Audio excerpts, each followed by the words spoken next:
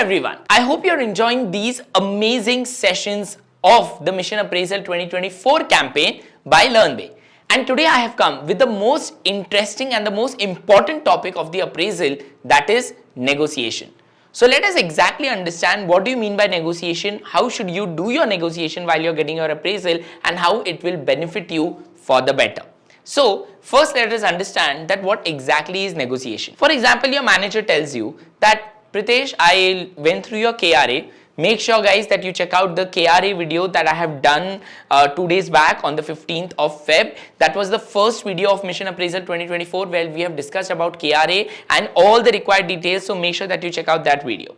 So coming back to negotiation, suppose your manager tells you that Pritesh, I went through your KRA and looking at all the parameters, I have rated you as 7 on 10, and as per that you get a 12% appraisal for this year.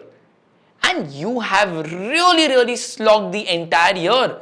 You have done overtime, you have you have made sure that you meet all your deadlines, you have performed the best, you have rather outperformed all your teammates and everything, and you were at least expecting a 20% appraisal. So now what do you do when your manager is telling you that you are getting only 12% and you were expecting 20%? So what do you do? What you do now is negotiation. You have to convince your manager that why you deserve 20% and not 12. So that is what is called the art of negotiation. Now, whenever you are negotiating, there are certain points that you should take care of. And number one is you have to make sure that you show confidence in the other person that the other person is going to agree on your terms. For example, I'm sure you can accommodate 20%. That is how you should talk. You should show that you are absolutely, very affirming that the other person is going to accommodate your request. Second is always ask for more, so that if not that, they will at least settle for the nearest figure. So for example, I say, sir or ma'am, whatever, I had made all the arrangements for the coming year expecting an appraisal of 25%, because looking at my KRA, looking at all the duties and the responsibilities that I have taken on myself in the past financial year, I have outperformed all my teammates. I have stayed overtime in office, I have met the deadlines, I have completed the project even lesser than the given budget, and I deserve 25%, and I'm sure you can accommodate that. We have had such a long lucrative association, and I look forward to taking this for another many more years to come. So I'm sure you can accommodate 25%. Now after listening to all this, the manager will say, if not 25, at least I can give him 20, and your work is done. So that is how you should negotiate. So when I talk about negotiation, first and foremost, you should know what exactly your salary is. How to understand your salary breakup? This means that there are different components in your salary. There is the basic salary, right, which goes completely, includes your basic. Then is your HRA, that is house rent allowance. Then comes your medical allowance. Then comes your special allowance. All of these components make your salary. So you should know the entire breakup of your salary. Why? Because you can negotiate on those terms.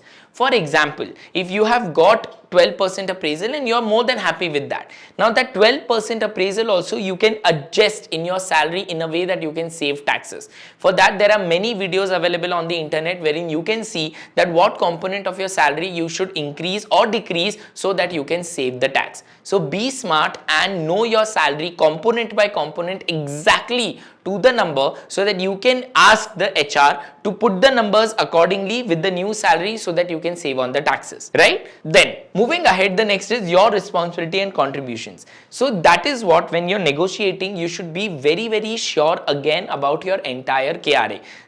In the last video when I was talking about KRA, there I had asked you to make 3 different columns. Your KRA, what have you done, what have you overdone. So all that, and your growth contribution, by how much percentage the company made growth because of your contribution. All of that you should have in front of you, so that when you're negotiating with your manager, you can say that out of 4 duties, I have performed not only 4 but 4 additional.